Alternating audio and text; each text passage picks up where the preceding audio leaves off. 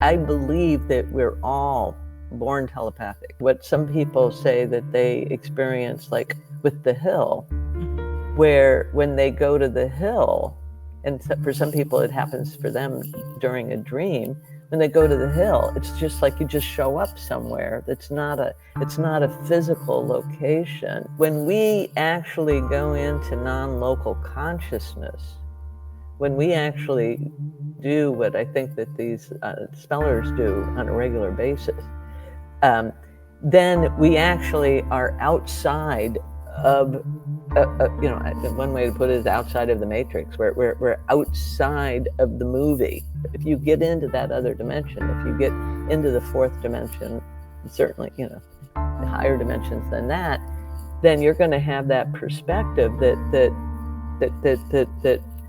is going to be timeless. It still never ceases to amaze me. Right now on Higher Journeys with Alexis Brooks. Welcome and welcome back, I should say, everyone, to Higher Journeys. I am your host, Alexis Brooks, and I am absolutely delighted to see you back here again for yet another show with yet another new guest, and probably one of the most exciting of the year. What can I say? We're talking about Dr. Diane Hennacy. I'm not going to read a bio, y'all, because you all know who she is at this point. We will have a bio, of course, in the show notes in the description. It's too long to really get into, and we got too much stuff to get to. Dr. Diane Hennacy is someone who I had the pleasure of meeting and spending a few days with, actually, at the recent Psy Games International in Charlottesville. And so we had a chance to chat about some things online and off, lots of things we found we had in common. But one thing for sure that we have in common, and that is our love of understanding the nature of reality, something that she has spent decades researching and getting to the bottom of. And so without further ado, I think I'm going to bring her on right now. Dr. Diane, welcome to the show. Yeah, thank you. It's a pleasure. Oh, my goodness. Well, I'll tell you what, I have labored over for the last few days. What am I going to start off this long conversation? There's so many things to get into. Where shall we start? And then conveniently, I think it was yesterday, as of this recording date, President Trump made a little announcement about cause of autism. We're going to get into that. I think I want to start out with that, Diane. What were your thoughts? We talked a little bit offline about your knowledge of this and kind of, you have kind of an inside track on what's been going on in terms of research, but what were your thoughts upon hearing that announcement? Well, first of all, he really pinned it on Tylenol, and Tylenol has some issues in that Tylenol suppresses our body's production of glutathione, which is something that's necessary to help clean up free radicals. And free radicals are something that are cause of, most disease and aging, cancer, diabetes, et cetera. It's, a free radical is an unstable molecule. And so blaming it on Tylenol is blaming it on something that maybe contributes, but the reality is that what we know is really driving a lot of these changes in children's brain development is too much inflammation, and inflammation generates the free radicals, and so does processed food, and so does stress. I mean, there's just a lot of things that generate the free radicals that are affecting brain development. And the thing is that there are all of these chemicals that are in women's circulation. I mean, we've found tens of thousands of chemicals that are in the umbilical cord blood when a baby's born. And it's because the placenta concentrates chemicals into the baby. It doesn't filter them out. I mean, the placenta is designed to be extracting maximum nutrition from the mother to develop a baby, and it's not differentiating between natural and unnatural substances, and a lot of these things we're exposed to in our air, our food, personal care products, cleaning agents, I mean, et cetera, et cetera. And none of them have been tested to see what effects they have on brain development.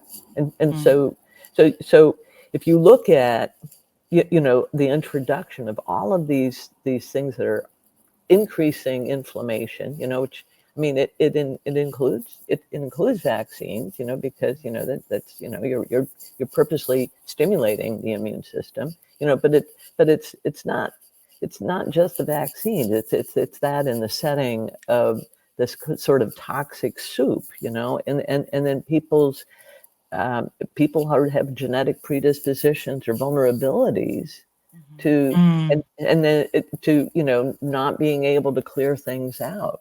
And small children don't have a well-developed liver and detox system. Right. And they don't have a well-developed immune system.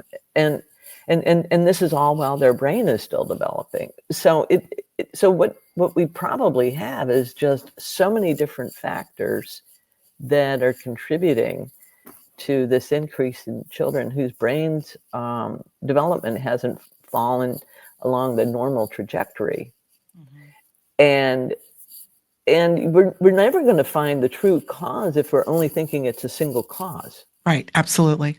100%. Yeah. Yeah. I'm going to ask you before we go further. I know you love your jewelry, and I can hear something shaking on your wrist. Oh, do you want me to take it off? I listen, guys. I learned that lesson my early days of TV. I think I had a charm bracelet on, Diane. It was ching, ching, ching, and the director said, "No, you got to take that off." So I'm gonna. It's gone. I know people want to hear every word you have to say. I love it. She's a fashionista, by the way. I don't know if you know that, people out there, but yes, she is. So thank you, Diane. Yeah. Okay, icebreaker. Well, let's get back to that. I've heard you talk of your sojourn so many times, and the early days. I want to get to that, obviously, but again, I'm still trying to wrap my head with all that you have said and the bombardment, no doubt, that we have of the numbers. I remember talking the mid '80s when you started on this journey. 1 in 10,000 in the mid '80s to 1 in 30, 1 in 31. It's still perplexing. Do you recall a time in your practice where you saw, I don't know, was there a particular year or set of years where it just spiked incredibly, or was this just a gradual but very aggressive increase? Well, first of all, let me say that when I went to England for 6 months to work with Sir Michael Rutter, who was knighted for his work on autism. So this is 1980, 1986, 87. And I was there for 6 months, full time, seeing children with neurodevelopmental disorders. And at that time, I only saw about 6 cases of autism. And so that tells you it had to be pretty rare. And even if, let's say, we were underdiagnosing it, which is quite possible because back then a lot of people had never even heard of autism. So let's say it was being underdiagnosed. I only think that would bring the incidence down to maybe 1 in 2,000. Okay, and that's me being very conservative. And then let's say today that it's being overdiagnosed, because I think that there is some truth to that there are children that they really have another condition that's getting thrown in there with autism. Interesting. Okay. And so let's say it's being overdiagnosed, by 30%. And so let's say it's really 1 in 50 children. Okay, that's still, even if what you're doing is going from 1 in 5,000 to 1 in 50 children, that's still 100-fold increase over the course of less than 40 years. Yes. And it's not that we're seeing that we're diagnosing people with autism that in the past we just had a different diagnostic category for them, because what's happened is that all of the childhood psychiatric conditions are increasing. No doubt.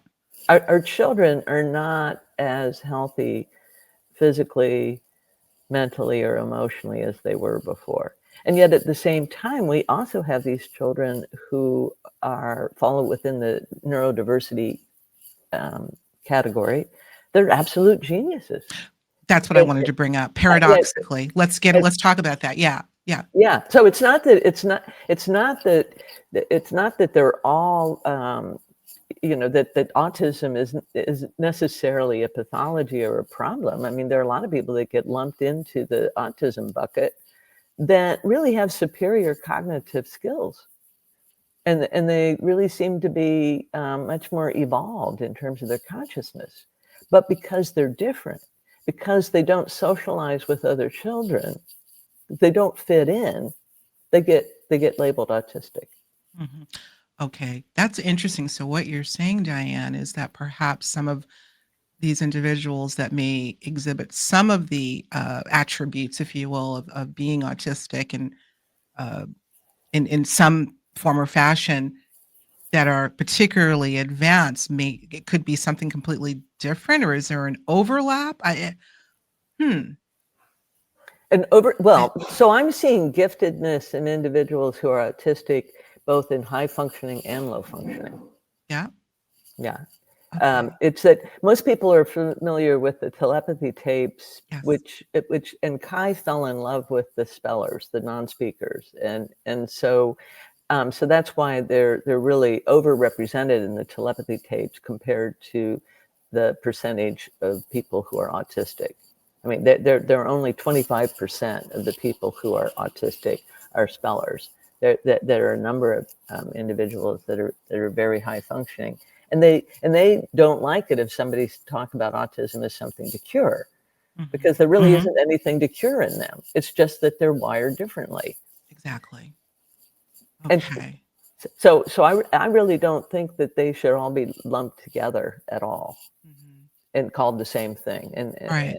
I really think that we need to, and it used to be that we actually, we when we first came up with autism spectrum disorder back in '94, we still had subcategories within it. And then in 2013, they did away with the subcategories and they just called it all autism spectrum disorder. And what that did was it just made it easier for someone that didn't have the kinds of the skills I have as somebody trained in child psychiatry and neuropsychiatry to differentiate. They would just know, oh, this kid's different. And they just made it simple for them, and they didn't have to like dig any deeper to see in what way are they different.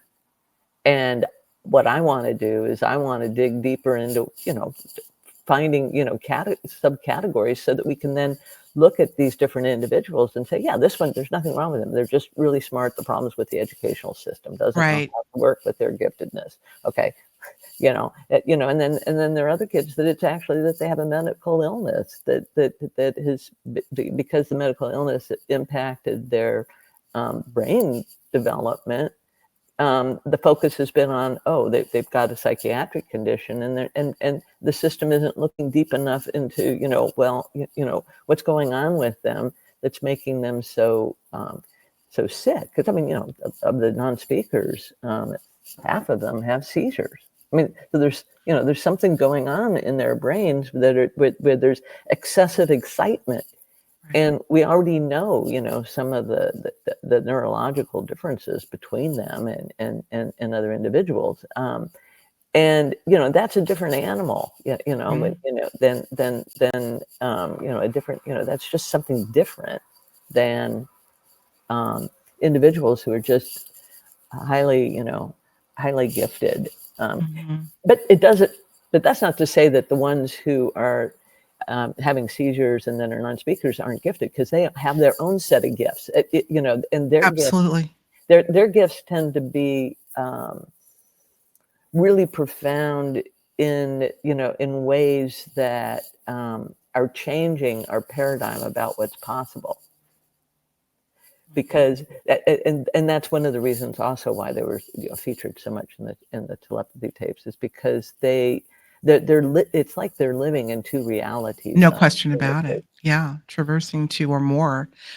Diane, you brought up something. I think this was somehow just a signal it's time to bring up this individual. When you mentioned seizures, I've got to, and audience, if you'll indulge me, I have to share this story with you. I've been so anxious to tell you about it. So I'm going to go ahead and bring this in. I have a dear friend. She happens to be my best friend who has a stepson. She's been in his life for many years. Her now husband, his son, who has cerebral palsy and also a cognitive disorder. So we know that some cerebral palsy diagnoses don't include a neurological, impediment, it seems, but with him, he has both. Now, I want to share a story with you that we're gonna leap right into the whole psi phenomena aspect of this, because this is what we talk about on the show, right? And this is really the crux of why I wanted to have you on to talk about this incredible connection with individuals that are different. His name is Peter, and Peter, as I said, has cerebral palsy, and as well, he has what she called a cognitive disorder due to, and I had to ask her, was he diagnosed with autism in addition to the cerebral palsy? And she said, no, Alexis, actually, at a month old, I think he was diagnosed at birth or shortly thereafter with the cerebral palsy, but it was a month in that he had a series of seizures, and I guess he had a spinal tap that left him brain damaged, essentially, to an extent. We love Peter. Peter has been, he's like my son. Actually, he's now probably early 40s. But here's the story I wanted to share with you and have you comment on. My dear friend, the stepmother, her father, who was like a father to me, he happened also to be a physician, an oncologist, brilliant man, had died several years ago and was always fascinated with the afterlife and other such subjects. And one day he said to my friend, we'll put Peter out of this for a minute. You got to follow me on this one because it's really, really key. He said to his daughter, when I die, I'm going to come back as a tree. And she said, Pop, please don't talk to me about something like that. Oh, no. I'm going to come. You'll know. I will come back as a tree. This is just the two of them, my friend and her father talking. Well, years later, he passes away. A couple of years after that, one day, my friend and her stepson, Peter, in the wheelchair, were taking a stroll through a park. He looks up, Diane, out of the blue. She called her dad Goo Goo. He looks up, Peter looks up, and he looks at a tree and he says, Goo Goo? My friend said, Peter, what did you just say? Oh, nothing. No. What did you just say? Goo Goo? Okay.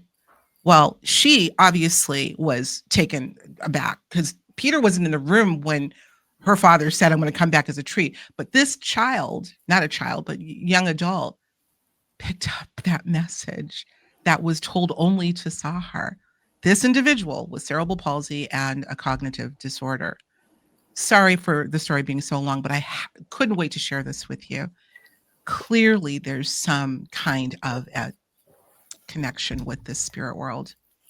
Well, that's a fascinating story, Isn't it? Yeah, and and it's one of those things where it really, it causes you to ask, well, is it that he, sort of was able to, like access that information from the past conversation? That, is that a telepathic thing, or is it that he recognizes that the tree has the same energy as the grandfather did?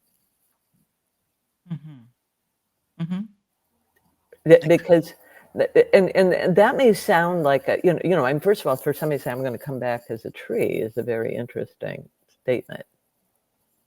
Yeah. And then one of the things that I was thinking about is like the indigenous spiritual leader that I have done ceremony with and studied with. He talks about that trees can take on this sort of, can take on a human energy like that.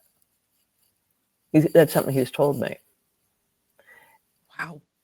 Never thought about that. And I don't know that I called him Dad Ahmed. I don't know that Dad even knew that as well.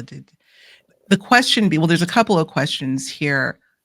did Peter, you brought up one very good point, that could he have been accessing the past? And I mean, it was so far removed. It was probably several years after the father had passed. Peter was obviously not in the room when the conversation was had between my friend and her father. Could the spirit of that man have shown up in the tree? And there was no logical connection with the timing of them being in that park, talking about undoubtedly something else where Peter stops cold and looks up and says, "Goo goo." It's just, Yeah, it's stunning. well, it is, and I really, I mean, as absurd as it may sound to think of somebody coming back as a tree, I mean, there are a lot of people who believe in reincarnation that say that we don't always have to reincarnate as humans. Oh yeah, absolutely. It's I mean, we don't know enough about it to say. So it's one of those things. But I think the main reason why I brought it up in this part of the conversation, Diane, is the fact that, so this is a young man who was not diagnosed with autism. And to your point of when it was decided to lump all of these different people in this one category, there are so many different subsets or just different scenarios altogether where he's done other things, by the way. I'm going to bring him up later in the conversation. I want to talk about dreams, but he is one of those people that he's not autistic, he's not non-speaking, and yet he's still there are just some really, really interesting correlations in some of the things he's exhibited, including telepathy, by the way, including that line up with what some of these non-speaking autistic individuals are saying that they're doing. Hey everyone, just a quick reminder, if you're enjoying this content and you want more, don't forget to hit that like button, subscribe to the channel, and ring the bell. This tells YouTube you want to see more higher journeys, and that helps spread the word. It's one of the best ways you can support our work. Thanks so much. Now, let's get back to the show. Well, it makes me wonder if, it might relate to the idea, and this is part of my theory, is I believe that we're all born telepathic, that we're all born in shared consciousness. And that as we get older, we differentiate into, individual consciousness, and we sort of sever that cord. And that individuals who have, for example, the spellers, and perhaps this boy with the cerebral palsy, that have something that makes them more dependent upon the parental assistance, that they don't get out of that shared consciousness. And they also don't become part of this sort of collective illusion of separation, because they're not going off to regular schools where they're being taught it to believe a paradigm that says these things are impossible. Absolutely. No, I agree with you. There's so many entry points as to how this could be happening. I mean, it causes me to think about, Diane, when we think about what we as human beings are typically able to access as far as the visible spectrum is concerned. And I'm sure you know this, in terms of the wavelengths are teeny, like 350 to 750 or 80 nanometers is what we typically see within the entire electromagnetic spectrum. My question is, are some of these individuals somehow, because of this quote neurological disorder, able to jump outside of that visible spectrum and see an individual in a tree and access the hill and all sorts of things in the psi world that we talk about? Do you think they're seeing outside of that spectrum? Well, let me put it this way, because you're focusing on light, okay, and light is what we use our eyes to see. And you're right, we only pick up a very narrow range of light. We also live in a sea of vibration, that we call sound, okay, and there's that, everything that's vibrating is making a sound. It's just that we may, it may once again be outside of the audible range for us. And what's happening is, in both sound and light, you have waveforms. And waves can contain information. And so what I believe is that we live in this fluctuating, these fluctuating waveforms that are full of information, that we live in an informational field, but that because of the way that our sensory system and our nervous system is usually wired, we're only tuning into a very narrow bandwidth within that, and that other individuals are able to tune into other frequencies, and it may not be, it may not be through the sensory organ that's the eyes. It may be through through their body. They might be picking up vibration. I mean, picking up these differences in the signal. I mean, how you encode information in a waveform is by altering either the frequencies or the amplitude of the wave. I mean, that's how radio works. And so it may be that they're just really good at picking up the patterns, recognizing the patterns within these waveforms. And it may not be that they're detecting a different frequency bandwidth, but that they're just better able to separate out signal from noise. Okay. Well, you obviously have explained this in a very intricate way. I guess in my very layperson trying to understand how they could be doing just what we're talking about is because there is would it be fair to say, I want to be careful with my words, a retardation of the left hemisphere of the brain, or a lack of full use of the left hemisphere, that they tend to lean more right, and right being perhaps more connected to that non-physical realm. Again, I'm a layperson, so I don't know if I'm explaining that right, but. Oh yeah, well, yeah. So one of the things about autism is that one of the triad of symptoms that you're supposed to have is something that's different about your language development. And language is the left hemisphere ability in terms of the use of words, for example, and the word's meaning. But the right hemisphere is, it's involved in language, but it's involved in like understanding, for example, the tone of voice that the language is being expressed in, and so it's picking up a different aspect of the signal. And so how is that relevant? Well, the left hemisphere is sort of the analytical, logical, linear thinking half of the brain, and the right hemisphere is the intuitive and creative and gestalt thinking part of the brain. And our educational system is really tailored towards just developing the left hemisphere. But in these autistic individuals, it's their right hemisphere that really is, more highly developed. Mm-hmm. And it's during dreaming sleep that a lot of us who don't normally have psychic experiences, or who normally are just sort of, we're locked into, the local information that is being handed to us by our senses of the, what do I see around me? What do I hear, within my, my capacity to hear, those kinds of, what's touching me, etc. That's all local information that our senses give us. But the right hemisphere, it's what taps into non-local information. Yeah. And when we're in dreaming sleep, we're not in the here and now. Mm-hmm. We can time travel in our sleep. We can we can go to other parts of the world. I went to Varanasi, India, in my sleep the other night. Did you really? Well, you've got to tell us a little bit about that. You traveled. Really? I had a dream where I was in Varanasi, which is, one of the, if not the most sacred city in India. And I was there just the other night in my dream.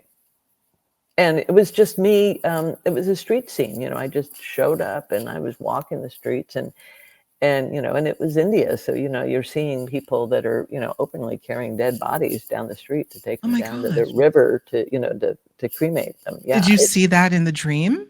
I saw that in the dream. I also saw it in real life when I went to Varanasi back in Oh, so you've been 1990. there. That was I my was there. question. I was there Okay. back in 1997, but this wasn't like a memory of what I saw back in 1997. This was like me just showing up, like on the street in Varanasi and just kind of looking around and seeing what was going on.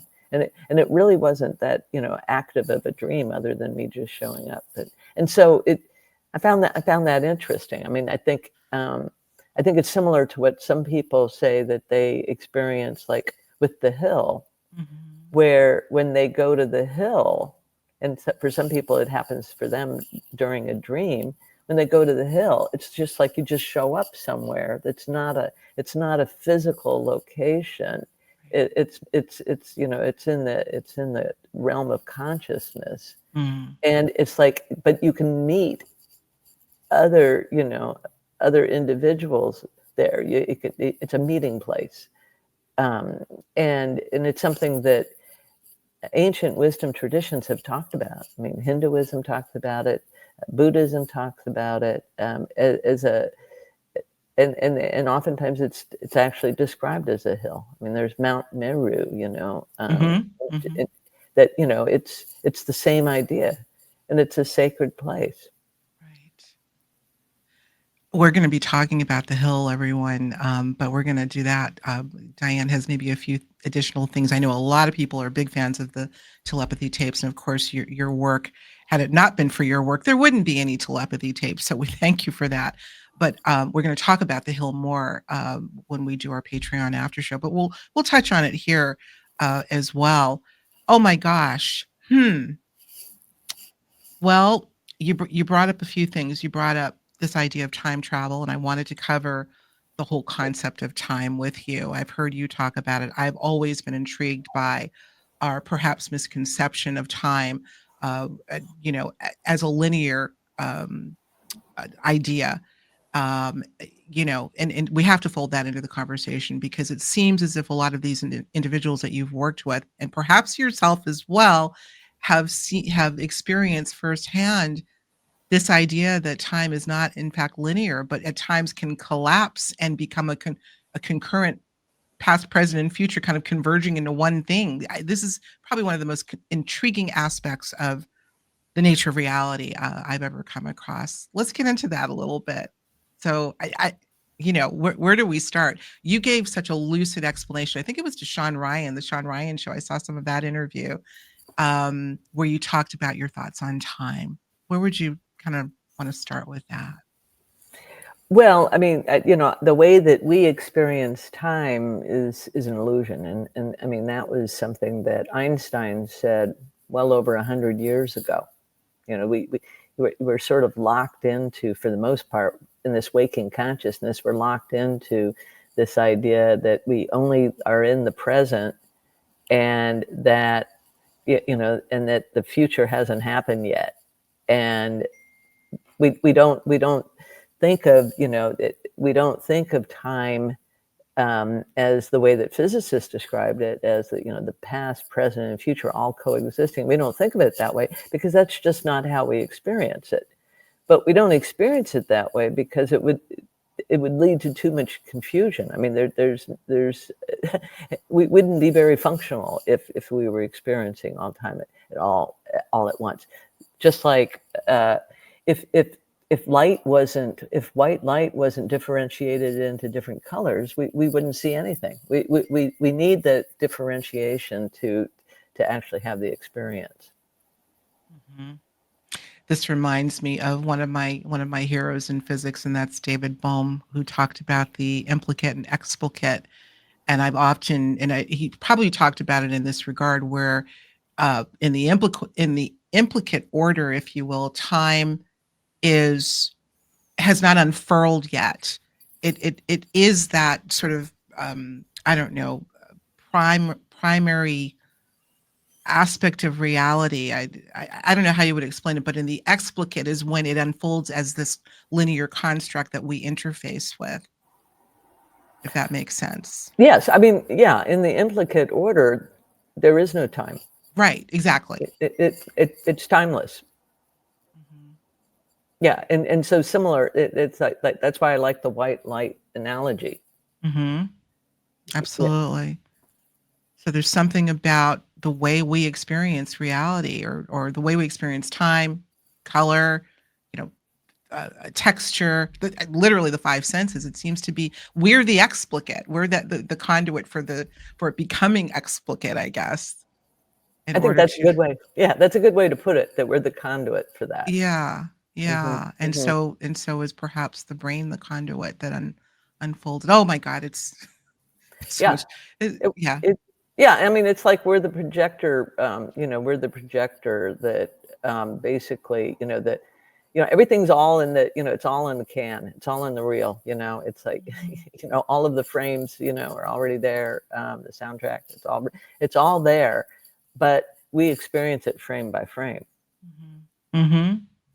Wow. And on occasion, we all, at some level, get glimpses of outside of that frame or framework. Yes. Yeah. Yeah. When we actually go into non-local consciousness, when we actually do what I think that these spellers do on a regular basis, um, then we actually are outside of, one way to put it is outside of the matrix. We're outside of the movie, and we Mhm. can actually see the projector and everything. So it's kind of, people talk about Plato's cave, where when you're in the cave, you could have a 3D reality that's happening outside of the cave that's being projected into the cave. And if you live in the cave, the shadows on the cave that are just a projection are mistaken for reality if you've never been outside of the cave Absolutely. to see Yeah. the three-dimensional. Yeah. And so similarly, we would just need to bump it up a dimension and say, okay, yeah, we're locked into a 3D reality, but there are other dimensions, and it's the same thing. If you get into that other dimension, if you get into the fourth dimension, and certainly higher dimensions than that, then you're going to have that perspective that is going to be timeless. A lot of people that report out of body experiences speak of experiences that are described that way, that they are somehow able to see outside of the 3D framework, and perhaps they're looking at the projector or through the projector. Not only that, seeing 360 degrees, around them. So it seems to me that we definitely, either accidentally or maybe some that are taught, can self-initiate these states. Um, but the out of body experience is something else. Yeah, I'm going to use that as a segue to talk about apraxia, right? If I'm using the right term of what many of these individuals, or maybe all of them, you can correct me if I'm wrong, particularly non-speaking autistics, they have that, right? It's sort of a disassociation with the physical form. Is that correct? Well, apraxia, I mean, Apraxia. to a neurologist, apraxia means that you can't do something. Okay, Okay. so you can, like, aphasia means you can't speak it. You can't speak, My and grandmother had apraxia, that. yeah, and apraxia is that you can't do it, and sometimes it's not that you can't do it because you don't um, know what's being asked of you. It's that there's that cable in your brain is not functioning, so Mhm. that you can execute what it is you want to do. And so with these spellers, they frequently understand language, but they're missing that ability to then take what they're, and they have thoughts. I mean, they understand language. They have thoughts. What's missing is that ability to express those languages in both speech and in writing or typing. Mhm. So that's it's a very specific um, type of apraxia, which we call expressive aphasia. Oh, okay. Interesting. Well, maybe I'm framing it wrong. What I'm speaking of, Diane, are the individuals, many of the individuals that have that also have I've heard it explained where they don't have there's no connection with the mind and body somehow. Hence the reason why you may see some of these individuals, spreading feces on the wall as an example, or, making these sort of erratic movements. What is that? Is there a term for that? Where there's a lack of association with the body in the way that we would normally use our body? Right. So the nature of the type of expressive aphasia they have, I mean, it's like let me take it a little deeper. It's like, why is it that they can't express their thoughts in speech? Okay. And in order to speak, I need to know where my tongue is relative to my lips. Gotcha. Yeah. In order to type, I need to know where my finger is in space, and particularly relative to the keyboard. And so if you are struggling with what we call proprioception, which is that sensory system that tells you where you are in space, where your body parts are in space, if that's not functioning properly, then you can't direct your motor movements, because That makes perfect sense. So where are the muscles? Where the right, sure. Makes yeah. perfect sense. Yeah. And so so that gets us into the mind body disconnect, I because see. the proprioception is the sense that is really deeply tied to the mind body integration. And so another term that's used for these kids is to say that they have a sensory motor processing disorder. Mm-hmm. Gotcha. Okay. I've never heard it explained that way. And that makes perfect sense. The two are totally linked. If you have no, relationship between where your tongue is in space or where your hand is in space, that would inhibit your ability to talk or write. Makes perfect sense. Okay. Here's what I want to do. I want to play this clip I've been wanting to play. Many of you, I'm sure, saw my interview with Dahlia Burgoyne, which was absolutely wonderful. And her, not only her incredible abilities, not the least of which is what we call mind sight, but her daughter, Lidu, who is, she's not non-speaking, Diane, right? She does speak. She's autistic, but Lidu is a speaker, yes? Or did she learn to speak Well, later? so some of the autistic spellers are what we call minimal speakers. Okay. And what's meant by that is that the difficulty isn't in their ability to articulate. I mean, her articulation is really pretty easy to understand. In fact, Lidu could sing. Mm. And when I first met her and I found out that she could sing, and that she and that she had some minimal speech, like she could say yes or no, that kind of thing. I realized that she's not suffering from that sensory motor processing issue that I mentioned a few minutes ago. That's not her problem when it comes to expressing language. Okay, for her, it has more specifically probably to do with this cable, if you will, between the understanding of language and the expression of it. That's all about language. Okay, and so in working with her, I realized that okay, she just needs a little assistance in order to be working on developing that. Our brain's very plastic, we can rewire it, working on creating that wire, working on creating Absolutely. that cable.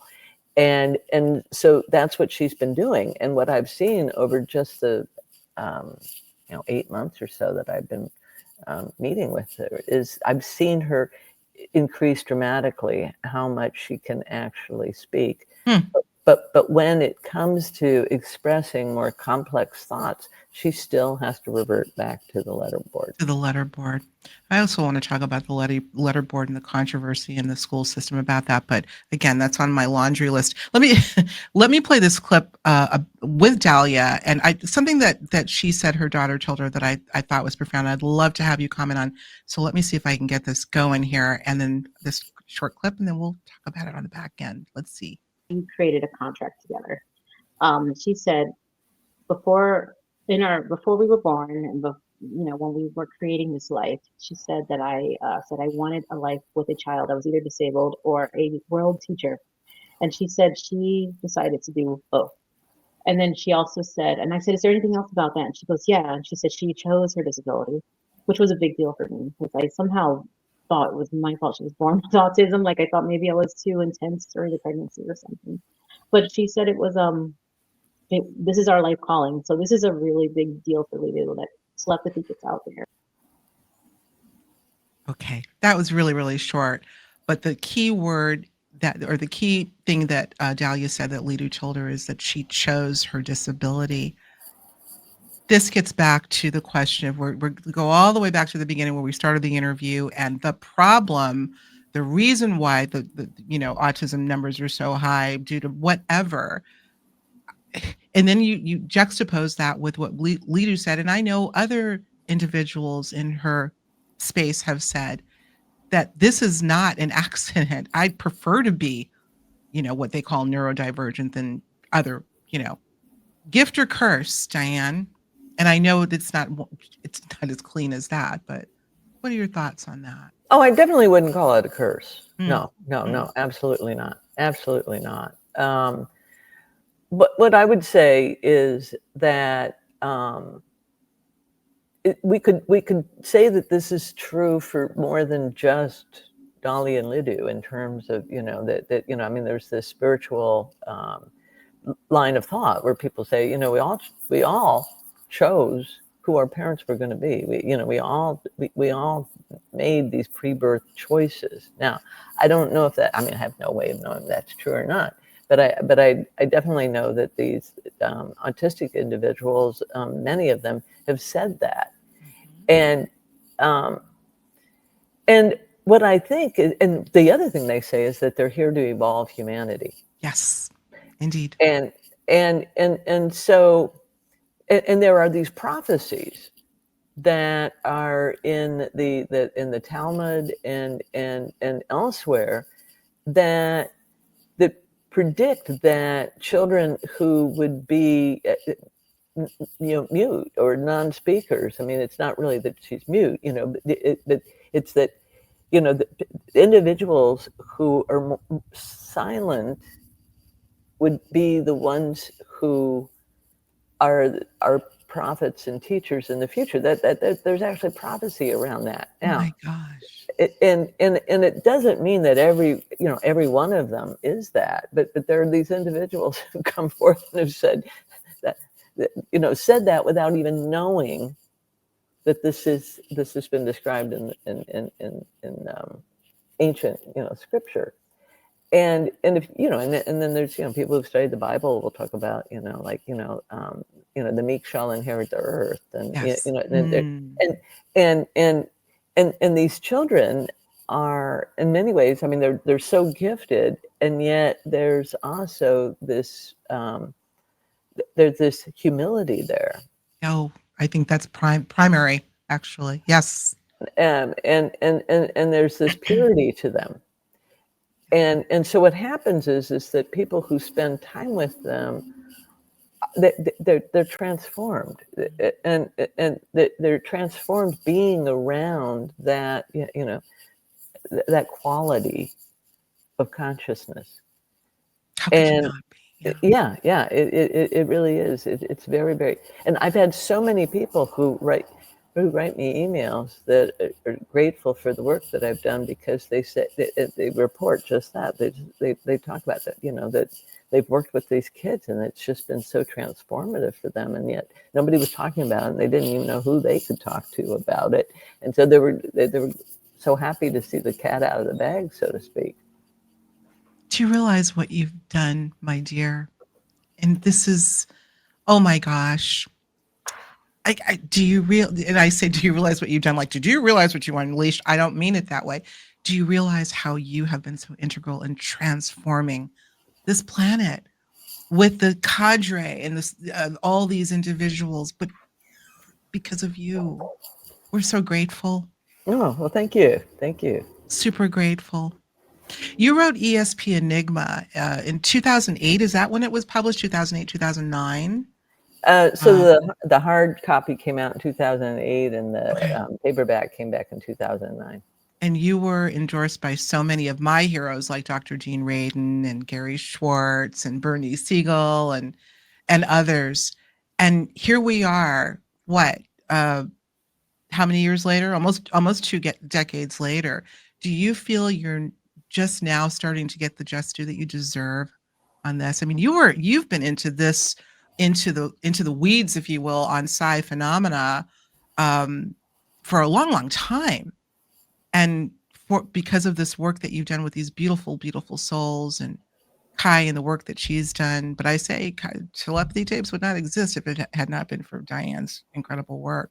But how do you feel? I don't want to say vindicated, but how do you feel now that, because that book is brilliant. I haven't not read it cover to cover, but I know a good bit about it. Yeah, well, thank you. Yeah, I was just talking with someone yesterday who had just finished reading it and loved it, and I mean, it's just as relevant, if not more so, today than it was back then. Because I mean, I just am very forward thinking, and so I was writing about what my thinking was back then. I've evolved even beyond that, but that book lays a nice foundation for people, so that it'll prepare them for my next book that'll come out. They'll take things to even the next level. And what I'm seeing is, yes, I'm seeing that people are so hungry for a new understanding, because they know that the paradigm that we've been taught is incorrect. They know it. Yeah, indeed. And for so long, it has just been, and still, for the most part, still is being dismissed. It's gotten a relatively a bit more of attention, but we still have a long way to go. Do you think that we may? I mean, let's just get right down to it. Do you think that if there is no universal acceptance and practice to a degree of the things that we're talking about, we could be in some kind of trouble? I don't know how else to put it. Meaning, I've always felt that universe has been knocking on our door. Now it's pounding, saying, look, wake up. Do you think there may be consequences if we don't soon wake up, not only to the potential of these individuals, but our own, frankly? 100%. I absolutely, that's one of the things that's actually a driving force for me, is that I want people to wake up to their own potential, because people are getting increasingly demoralized by a sense of things being out of their control, a sense of helplessness, by a model that makes them now feel inferior to artificial intelligence, and they're seeing their jobs increasingly being taken over by things that a computer can do.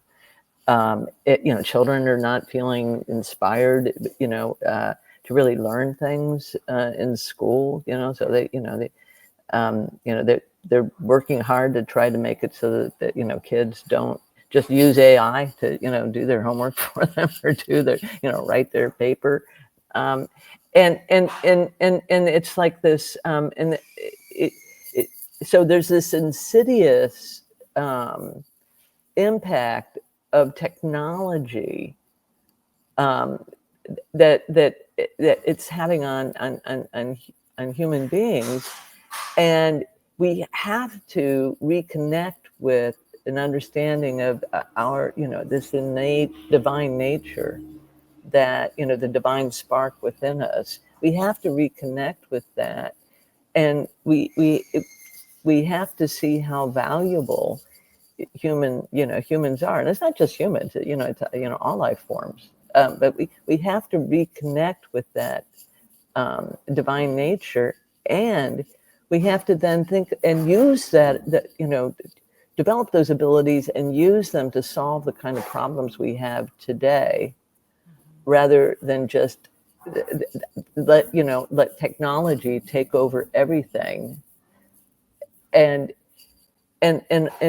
also, we need to think about what kind of jobs, create new careers that are a better fit for all of these different right hemisphere type skills, that really can be to me, they can be game changers. No question. No question. Wow. Yeah. We're in a state of emergency, and yet I see exciting things happening too. This is the ultimate dichotomy I feel like we're in right now, but good, the best of the best and the worst of the worst. So let's push for the best. Diane, I want to read a couple of questions from my audience that just couldn't wait to get to you. These are from my Patreon community, and that's another benefit, guys, of becoming a member of Patreon. You get your question guaranteed to be asked. So we have 2 right now. I'm going to rapid fire at you. Not rapid fire, but let me read this first one. This is by, or from, I should say, Yvonne with an E. She asks, Diane, I wonder about the frequency of the 144,000 hertz, the higher Christed consciousness to be exact. Does anyone on the hill reference this vibration of pure love or something like it? Oh, that's interesting. Well, one of them actually told me specifically about 432 hertz. Oh, well, yeah. Well, 432, which is a tone, versus 428, and there's a lot of controversy about how they changed the recording of music from 432 to 428 for deleterious purposes? I don't know. I think that's how I'm not speaking out of school, but 432, which is more of a harmonious frequency, yes? Yeah, it is. And I think they switched it to I think they switched it to 440. Or maybe it was 440. Okay. But anyway, but 432 is considered to be a very healing and positive frequency. But this gets us back to what I was saying earlier about waveforms. Okay, because we live in this sea of people in physics will call it quantum vacuum fluctuations, and that's just a fancy word for the fact that you've got these fluctuations, okay, and the quantum vacuum is just their term for what used to be called the ether. Mm-hmm. Yeah.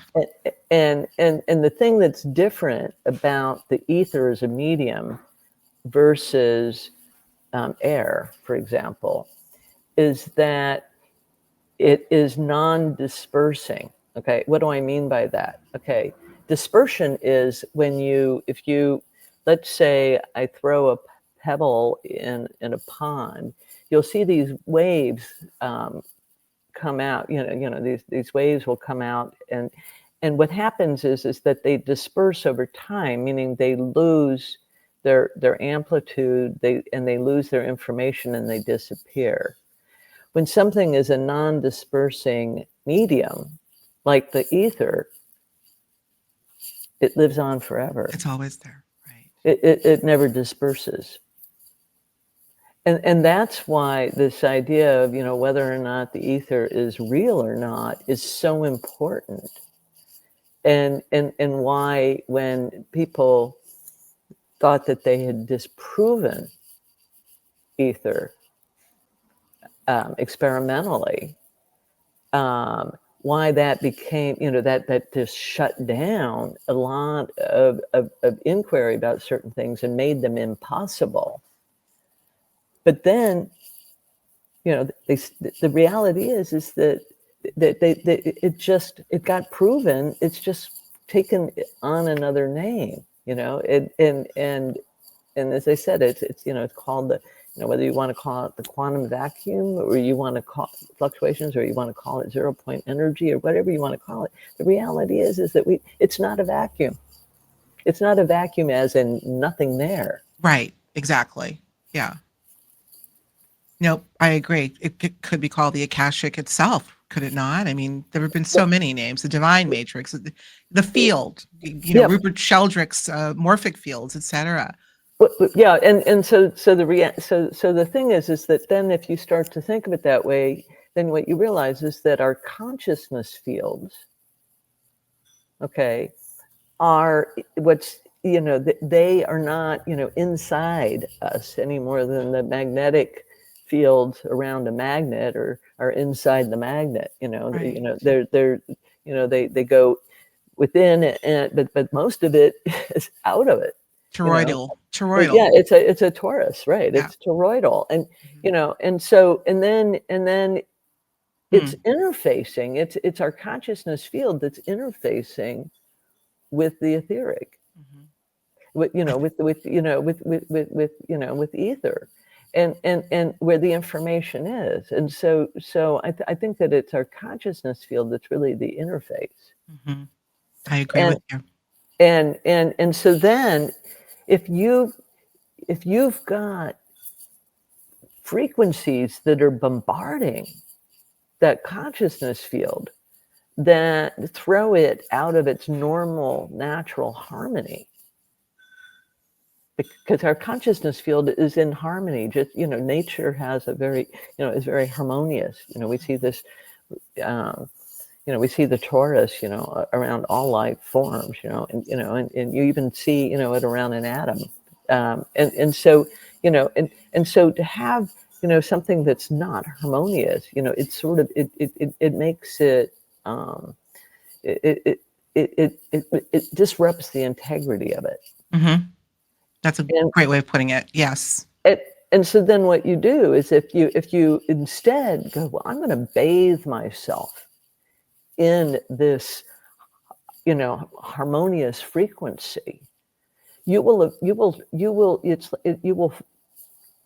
get your consciousness will be in vibration with it, and it'll be entrained to it, because you're washing, it's a cleansing, it's a washing, you're over dominating the frequencies that shouldn't be there in the first place. And so it's so certain music, even with people not even, you don't need to understand music theory to have had the experience where there's certain music that when you're listening to it, it's more uplifting.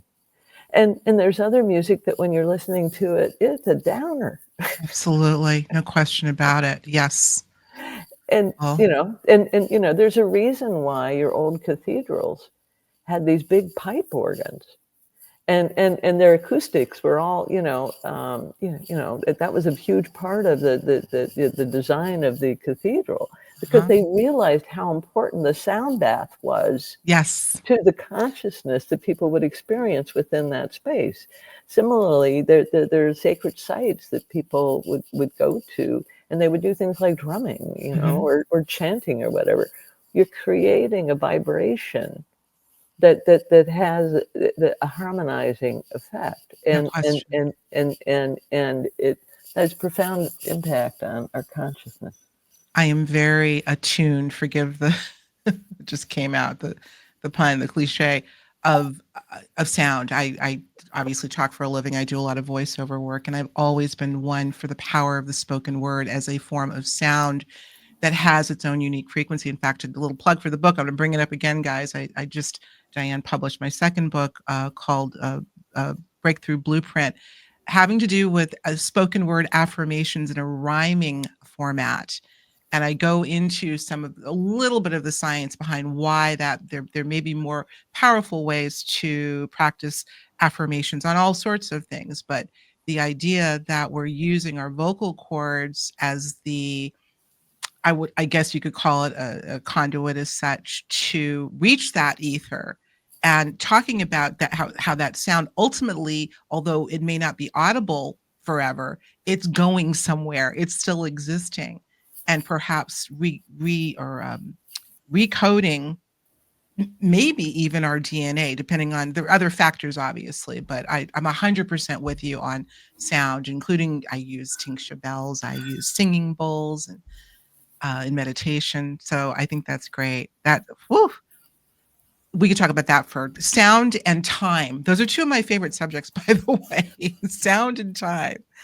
Oh, let me get to another question, because we are running out of time, as we know, and at least on the linear framework, guys. So let me get to this other question by another one of our patrons named Connie. Hey, Connie, how are you? She asks, were there any common changes in family dynamics after your research revealed / validated the abilities of these children that we've been talking about? Did family dynamics change, shift, get better, hopefully, in what you were able to see working so closely with these families? That's an interesting question. I mean, it's not the same for every family. Right. I mean, one of the things I've seen is, and when I'm talking about them, I mean, these are families that predate the telepathy tapes and post-dated, and so this isn't necessarily me talking about the families within that, although obviously I'm aware of a lot of the family dynamics within those individuals as well. What I've seen is that in some instances, it has really helped the family to really clean up their act. Let me put it that way. Where it's like when they realize, like, oh my gosh, my daughter is like, she can hear my thoughts. Maybe that would make you say, yeah, maybe, careful. and if you can't stop the kid from eavesdropping, which is what Lydia calls it, eavesdropping. If you can't stop the kid from eavesdropping, then and you really don't want them to be listening in on thoughts that are negative like that, then you really have to work on, how do I clear this negativity out of my thinking process? And so I've seen that, a very positive effect, and similarly, couples that, get closer because they stop looking at their child as a burden and start seeing more of the gifts of their child. Before that, they're working hard. It's just, there's a lot more demands on their time oftentimes if they have a child that's so physically dependent upon. But then once they start to realize, oh my gosh, they take the time to spend with the child to see how gifted they are. They're like, oh my gosh. And so it's expansive for them in terms of their consciousness and et cetera, positive stuff. There have been other families in which you have one parent who is totally on board with the idea that the child is telepathic, and the other parent doesn't want to see that or accept it. And the blockage there might be that they're raised in, materialist science, and they, it just doesn't fit the paradigm they were raised with. Sometimes it's because they were raised a fundamentalist Christian, and they don't want to go there, because to them it suggests that there's something, that anything paranormal to them is, something that's demonic or somehow, it's wrong to even go there, and so I've seen kind of both extremes. Sure. Yeah, that is rampant, obviously, in conversations I have with individuals, primarily those that have had what you call contact encounters with non-human intelligence, and the things that may inhibit their wanting to talk about it with others because of their religious upbringing, et cetera. So this is something else that we hopefully can kind of shift our worldview on. And it will never be everyone, but hopefully we'll see the paradigm shift that we so need. My goodness. This has been fantastic. Maybe a couple more questions, and then we're going to go to the after show and talk about the Hill more. I can't wait for that. That'll be great. But speaking of the Hill, this will be a good segue, Diane. You talk about Phyllis Atwater. You are probably the only person I know that calls PMH Phyllis, which is her name. Now, most of my audience know PMH has been on the show, or Phyllis has been on the show multiple times. She says hello, by the way. I just spoke with her recently. She's known PMH for 25 years. She was one of my early mentors. And I wanted to bring her up in this regard because I know that you've talked about her book, which I of course have on my shelf, Future Memory, which was one of my entrees into this sort of subject. And I know you've talked about that. I think when you and I met, you brought her up. But I wanted to bring up a story, Diane, that she shared with me, and I think it was on one of our early shows, that correlates with what sounds so much like the Hill. PMH, or Phyllis, tells the story of one day, her of all people, being in a mall. Now guess where she's from? She's from Charlottesville, Virginia. And I don't think I ever told her we were there. She would have been mad if she knew I was there and we didn't call her. She was right down the street from us. Anyway, that's an aside. She tells the story, Diane, of being in a mall one day, and I'm assuming it was in Charlottesville, quite a few years ago. She just happened to be walking through, and she happened to notice two families coming, the long corridors in the mall. And imagine there's two families, each with, has a mother and father and their kid walking toward one another. Okay. They didn't know each other. But as they got closer, there were two little boys. Let's say they were maybe, 5, 6 years old, maybe a little older. They go running toward each other, embrace. Now, PMH is watching this entire thing, and how it happened to be her to see it, of all people, I don't know. But she watched the reaction of the parents, and she could overhear the conversation. And the mother or father from each of the two families said, "How do you know each other?" to the boys. And you know what they said? They said, "Oh, we know each other from night school." And they went on to explain what night school is. We're in night school together.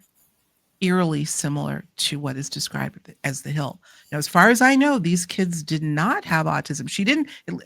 How much could she have seen, right? She just happened to be within earshot of the conversation and saw the whole scene.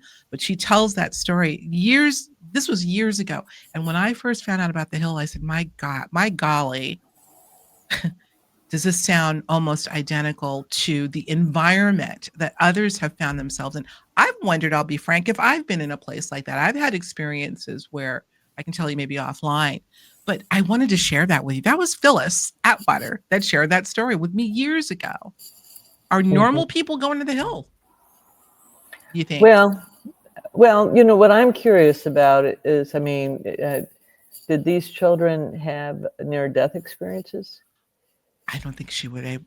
I don't know. She wouldn't know. She wouldn't know. She wouldn't know because the reason why I bring that up, and of course, she's an expert on near-death experiences, but that's not why I bring it up. I bring it up because near-death experiences are another one of those predisposing things that to being psychic. Mm-hmm. No question. Absolutely. And so I've seen a lot of parallels between some of the experiences and gifts of children who had a near-death experience early on, and the autistics. And let me say that that Lindu had a near-death experience as an infant. Okay. So she's got two things going on. There's not only the autism diagnosis, but she was born a preemie. She was born at 27 weeks. I think Delia did tell me that, actually. Okay. And then she had a bleed in her brain, and was temporarily stopped breathing and was brought back to life, and remembers being out of her body as an infant who's not just an infant, but a premature infant. She has a recollection of that, you're saying? Yes. I'm not surprised, and yet it's still stunning to hear. My goodness. And so what I'm saying is that that there's more than one factor that can predispose a child to being psychic than just autism. Near-death experience is one. Mm-hmm. I'm also seeing it runs in families. Absolutely. Yes. Well, I actually just wrapped up a lecture at Contact in the Desert were you there? Were you at Contact? Yes, you were. I Of course I you were. was at Contact. Yeah. Yeah, we didn't meet then, but yes, my lecture was on the familial aspect of contact encounters, intergenerational contact encounters. So look, guys, it all fits, it all links. The question is, what is the catalyst that's making it so? That's, I guess, what we've been talking about for today for what we're talking about. Well, I wanted to share that with you, though. I'm going to ask her if she ever did any follow up. Maybe she approached them. I don't remember, but I'm going to find out. There had to be something there. Yeah. Because they didn't know each other. The families were blown away. And in fact, I think she told me that one of the families was just visiting from out of town and they happened to go to the mall. And the kids go bolting toward one. Can you imagine? It still never ceases to amaze me. Yeah. Never ceases to amaze me. Wow. Yeah. Well, there's it's really, really a fascinating time we're living in. And I mean, I remember gosh, it was probably 20 some years ago that the film came out, about indigo children. Mm-hmm. What was the name of that? I think it was called The Indigo Children. Was it? I think so. Okay. Don't quote me on it, but I think so. And I remember going to see it, and I remember it being all these children that had these abilities, but they were speaking children. They weren't the spellers, and they were in telepathic communication with one another. Mm-hmm. And so it makes me wonder whether or not, and this is all obviously pure speculation, makes me wonder whether or not, we were having these indigo children coming in, but they weren't quite getting the recognition that these non-speakers are. And the reason with the non-speakers, because they're taken out of the regular school system and then they require somebody sitting there with them who's an adult, for hours at a time, it's forcing that adult to pay more attention. It's like with the indigo children, it's like that were from 20 some years ago. It's like they were so functional that they weren't changing people's perception of human consciousness because they weren't being they didn't have the people spending so much time with them trying to figure out what's going on. See, that's the other thing is like the non-speakers, it's like they grab people. You know how there's that oftentimes the person who's silent in the room has so much more power than those who speak because everybody's working to try to get that person to speak. Because you're wanting to know, what are you thinking? Right, exactly. When they're really observing. Yes, indeed. Yeah. And so you can grab more attention by not being so expressive in that regard. And then, and then there are other, aspects of these kids, that they're also oftentimes like showing that they're distressed, and once again, that's going to grab your attention as a mother, like what's going on with my kid? Why are they, banging their head against the wall? What's going on with them? How can I help this child? So there's more attention being paid to the child than most children get. You have all these parents that are just like, oh, here's the iPad kid, not quite that bad, but but the kids, are being babysat by videos or whatever, because we're so busy and, busy in, our lives with, all of these things that take up time. It's a job, and then you've got it. You don't just have your job. You've got to get the groceries, and you got to, wash dishes, and you got, all these things you got to do. And it's just like, a lot of people just aren't spending the time with their own children. And then our educational system's not paying attention to what's going on with the children. An understatement. That's an understatement. Yeah. Yeah. And so then who's getting people just sitting there with them for hours, several days a week, taking notice of what's happening? Absolutely. And hanging on their every expression of a word. Close to zero. and celebrating. Oh my God, did you see what he just spelled? It brought me to tears. Isn't that something? You are 100% right, Dan. You remind me of, and God bless everyone, humans, God bless us. But how many times have I seen a mother or father walking with their child or their baby, walking down the street? The mother's on the phone, the kid's on a device. You're undermining your very reason for taking the walk. It breaks my heart. It really, really does. Or in the grocery store, and I mean, obviously you're shopping for groceries, but there's the mother on the cell phone, and or the kid on a device, or the mother handing the kid a device so he or she'll be quiet. It's yeah. Right. So the connection's becoming more about your device and the virtual community you're accessing through that device than it is about the human connection. That's right. That is so precious. And now more than ever, now is when they need to be paying attention more. You make it such a strong point.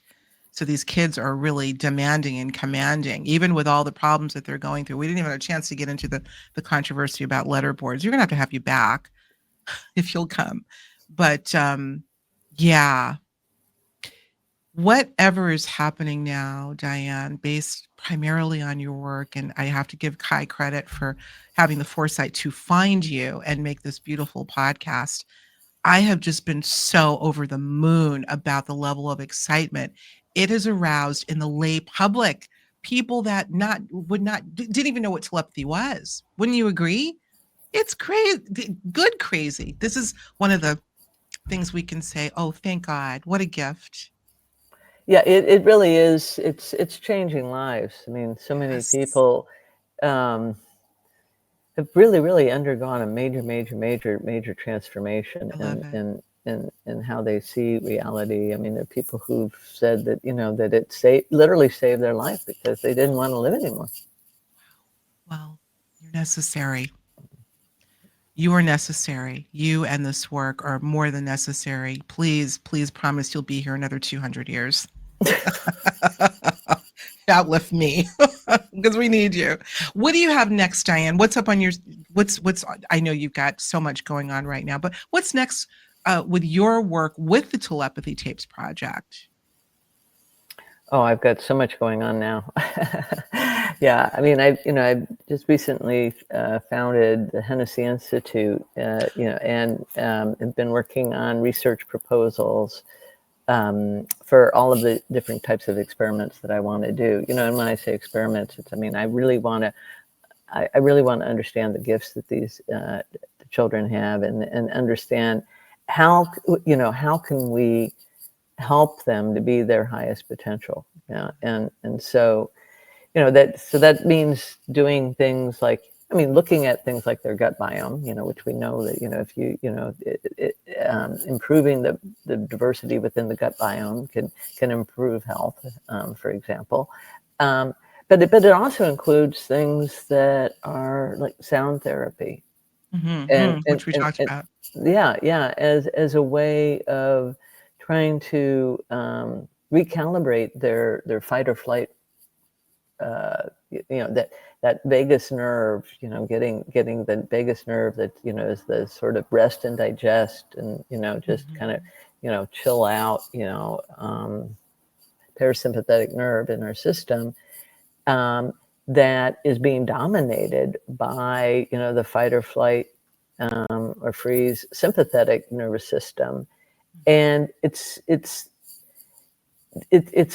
not healthy for any of us. But for these autistic individuals, there a lot of them are they're in that fight or flight a lot of the time, and so it has broader, figuring out what frequencies, for example, are calming, and what's the right, what's the best way in which you can introduce this as a healing modality for people, and that could really change a lot of lives. Oh yeah, the Hennacy Institute. Yeah. It's going to be grand. Oh my gosh, have you formally started this organization already? Yeah, yeah. It's brand new. Oh, And congratulations. yeah, thank you. And I have someone on the board who herself is an autistic savant who she was living a life where she was just in isolation, was flunking school, and she was helped by a doctor who Mhm. then helped her so much she went on to college, became an attorney, and works in the nonprofit world. And she's helped to fundraise $500 million for homeless children. And what her passion now is to help raise funds for neurodivergent individuals like herself, who she knows the system Oh my doesn't understand and isn't taking good charge of. oh my gosh. What may I ask her name, or is she not public? I don't want to divulge her name if Well, her sh name's Melissa Helmbrecht. okay. Oh, Melissa, God bless you. She That is an is angel. stunning. That She's is an stunning. absolute. She is an absolute. Yeah, she's an absolute angel. And This is a success and story. yeah, exactly, This is a exactly. success story, and there's Yeah, so many others it seem, not to cut you off, but this is wow. We saved maybe the best for last, the best news. This gives I know this will give so many people more than hope, but just we need to back anything we can do, by the way, in the Higher Journeys community to help spread the word. Give us the word, please.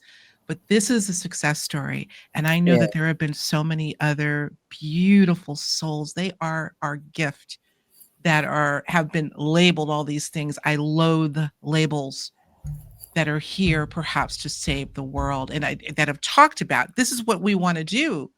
They can't this is what this is what they're here to do. I'm getting tongue tied because I'm so emotional now. It's incredible. My gosh. God yeah, bless yeah. all Thank of you. you. Well, listen, folks, this has just been a delight. Oh, website. Where can because I know people want to check you out. Where can Right. they Yeah. find you? Yeah. So they should go to drdianehennessy.com. Easy. and We'll have a and and link. and I don't have many copies of my book left. My original first edition of my book. I only have about Can you 200 save copies one? left. Can you And save one for me? Can you please and sign it? You so don't have to so answer on the air. but yeah, if people want a signed copy of my book, they should contact me through my website to order it. And I finally got it back as an ebook available for those who live in other countries and don't want to have to pay exorbitant shipping to get it shipped Sure. to you. It's available now finally as an ebook.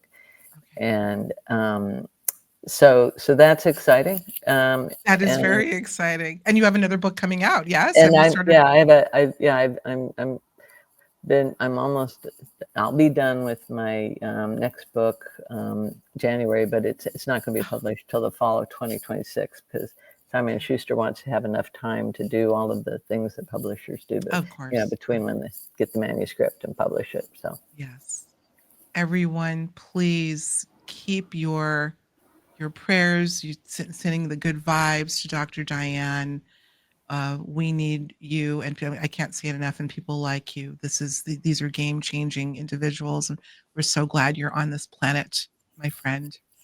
We really are. yeah. Well, we're gonna go next door now. I always go like this, Diane. People know when I go like this. We're going next door. We're gonna talk about the hill.